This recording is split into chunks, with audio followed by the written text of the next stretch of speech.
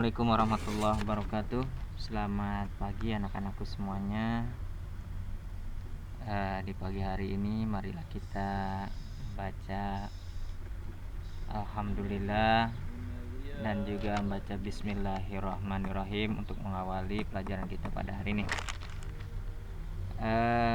Pelajaran pada hari ini yaitu tentang sistem reproduksi pada tumbuhan dan hewan.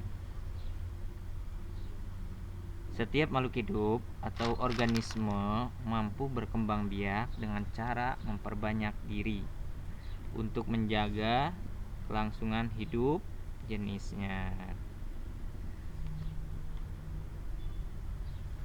Cara reproduksi organisme itu ada dua, yaitu reproduksi secara seksual dan reproduksi secara aseksual.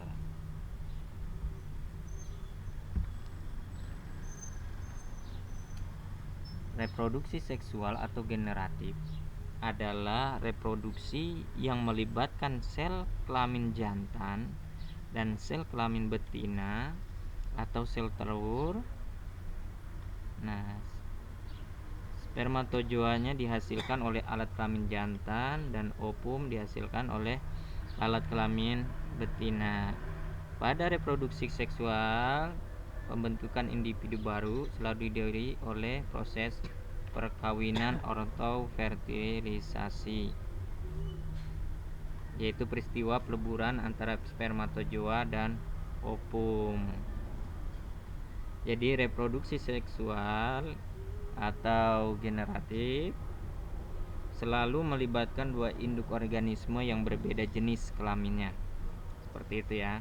Terus kalau reproduksi secara aseksual atau vegetatif tidak melibatkan sel kelamin jantan dan sel kelamin betina. Jadi individu baru terbentuk dari bagian tubuh induknya dan bukan melalui peleburan sel kelamin jantan dan sel kelamin betina. Oleh karena itu, individu baru yang dihasilkan memiliki sifat yang sama dengan induknya. Reproduksi seksual atau generatif pada tumbuhan. Yang pertama yaitu cara reproduksi tumbuhannya. A. Tentang bunga, perhiasan pada bunga itu terdiri di atas kelopak atau sepal dan mahkota bunga atau petal. Kelopak bunga merupakan bagian dari bunga yang letaknya di dekat dasar bunga dan menyambung dengan tangkai bunga. Terus dasar bunga merupakan bagian ujung tangkai bunga yang membesar dan menjadi tempat melekatnya mahkota bunga. Kalau itu tuh dasar bunga seperti itu. Yang C, tangkai bunga. Tadi ya, tangkai bunga ya. Tangkai bunga merupakan bagian yang menghubungkan bunga dengan batangnya. D, benang sari atau statement. Benang sari adalah alat kelamin jantan bagi tumbuhan yang terdiri dari tangkai sari, filamen, dan kepala sari, ender, dan di dalam kepala sari inilah terdapat butir-butir sebuk sari. Nah, alat kelamin jantan pada tumbuhan itu disebut benang sari. Sedangkan untuk alat kelamin betina itu disebutnya putik atau karvel. Yang E itu putik, kita bahas, adalah alat kelamin betina pada tumbuhan yang terdiri dari tangkai putik, kepala putik, dan bakal buah atau vari, dan di dalamnya bakal buah terdapat bakal biji. Nah, di dalam bakal biji tersebut masih terdapat dua inti, yaitu calon lembaga dan sel telurnya. Cara yang kedua yaitu penyerbukan. Yang pertama itu penyerbukan sendiri, kedua ada penyerbukan tetangga, yang ketiga penyerbukan silang, dan yang ketiga penyerbukan basta. Penyerbukan sendiri atau autogami, penyerbukan yang asal serbuk sari dari bunga itu sendiri. Jadi serbuk sari dan putik ada di situ, langsung di satu kembang itu ya, tumbuhan itu, satu tempat. Terus yang kedua, penyerbukan tetangga atau geitonogami, penyerbukan yang asalnya serbuk sari dari bunga lain dalam satu pohon.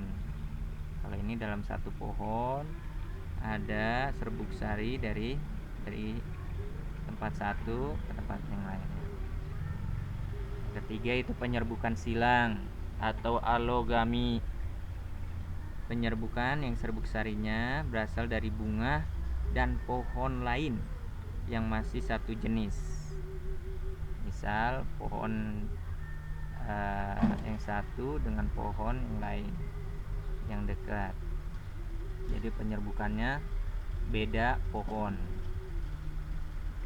Yang ketiga itu penyerbukan basta atau hibridogami, penyerbukan yang serbuk sarinya berasal dari bunga dan pohon lain dalam satu rumah. Seperti itu. Terus faktor-faktor penyebaran terjadinya penyerbukan, penyebab terjadinya penyerbukan. Yang pertama yaitu penyerbukan oleh angin, yang kedua penyerbukan oleh hewan, ketiga penyerbukan oleh air, dan keempat yaitu penyerbukan oleh manusia. Kalau penyerbukan oleh angin berarti penyerbukannya menggunakan angin, sedangkan penyerbukan oleh hewan berarti melalui hewan. Kalau penyerbukan oleh air berarti penyerbukannya ada di air, ke bawah air, atau ada tumbuhan di dalam air. Yang keempat itu penyerbukan oleh manusia, yaitu penyerbukan yang dilakukan oleh manusia kepada tumbuhan, seperti itu. Yaitu cara yang ketiga yaitu pembuahan.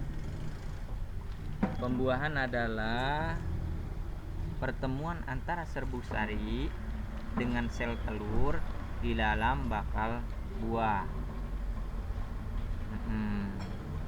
Kalau tadi kan udah terjadi. Nah, sekarang serbuk sarinya sel jantan dengan sel telur di dalam bakal buah, maka terjadilah pembuahan.